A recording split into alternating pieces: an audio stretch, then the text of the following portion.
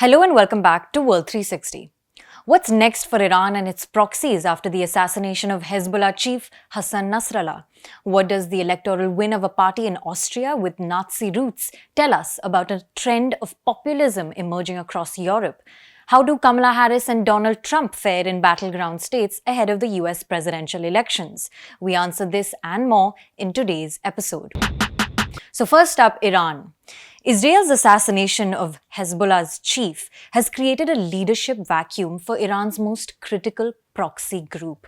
For years, Iran had followed a policy of strategic patience, which involved propping up proxy forces in the Middle East to fight off Israel and its Western allies, while also projecting power in the region.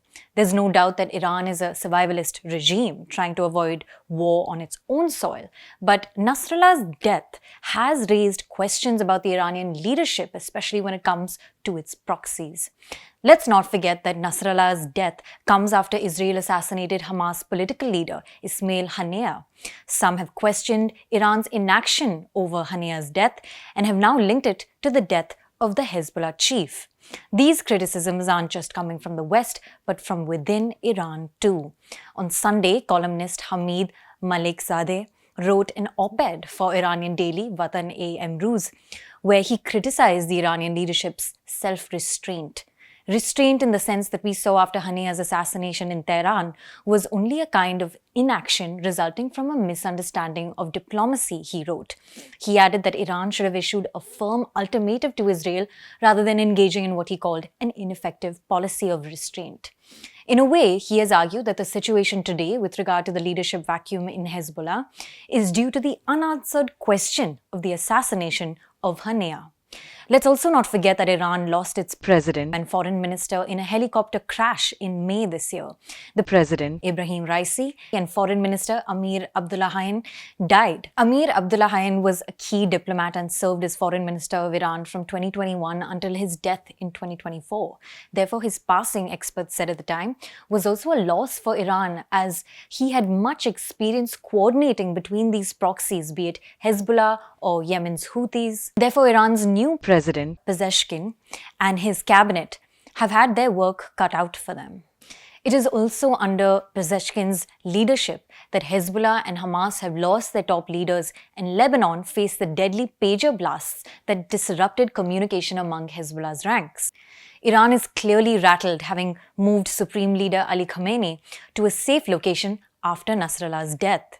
As Baria Alamuddin, an award-winning journalist and broadcaster in the Middle East and the UK, puts it, Hezbollah did nothing to halt the mass killing in Gaza, responding with empty threats as Israel decimated the leadership of both Hamas and Hezbollah. Like Hamid Malikzadeh, Baria Alamuddin has also criticized Iran and its proxies' self-restraint towards Israel in recent weeks.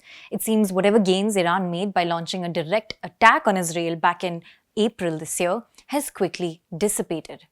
Baria goes as far as to say that this has fatally undermined Tehran's regional credibility. So what's next? The assassination of Nasrallah puts Iran in a very tough spot. Iranian scholar Vasi Nasir told the Wall Street Journal that Iran has been careful not to take the bait.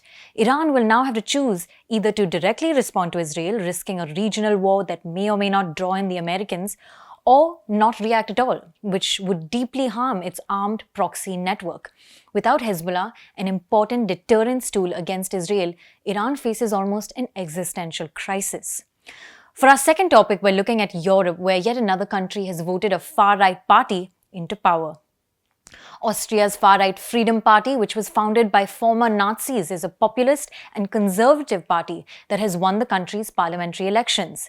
It is a pro-Russia and anti-migration party that seems to have capitalized on public discontent over the economy and the government's handling of the pandemic. The Freedom Party, or FPO, was founded in 1958. Its first leader, Anton Rheintaler, was a former Nazi functionary and SS officer. The party's leader today, Herbert Kickl, served as Minister for the Interior Ministry from 2017 to 2019. After which he was fired from office amid a corruption scandal, though he was eventually not personally implicated. Herbert Kickl has also had close ties with Hungary's strongman leader Viktor Orbán and has praised Orbán's self-styled illiberal democracy in Hungary. In fact, in August, Kickel travelled to Hungary to meet Orban, where he said, "We're entering what I would like to call a new era in European politics." He was referring to the rise of populist and far-right leaders in Europe, whether it's France's Marine Le Pen or Italy's Giorgia Meloni.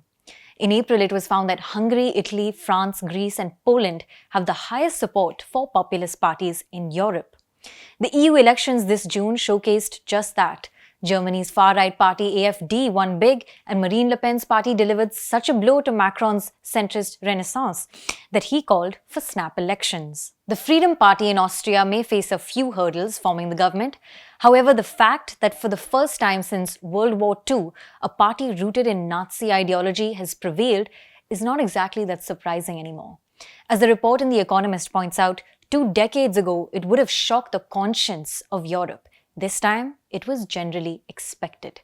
For our last topic, we're looking at a new poll that finds Kamala Harris and Donald Trump tied in key battleground states. As you know, American presidential elections aren't decided by the popular vote, but rather battleground or swing states where the vote can either go red or blue. States expected to decide this year's election are Pennsylvania, Arizona, Georgia, Wisconsin, Michigan, Nevada, and North Carolina.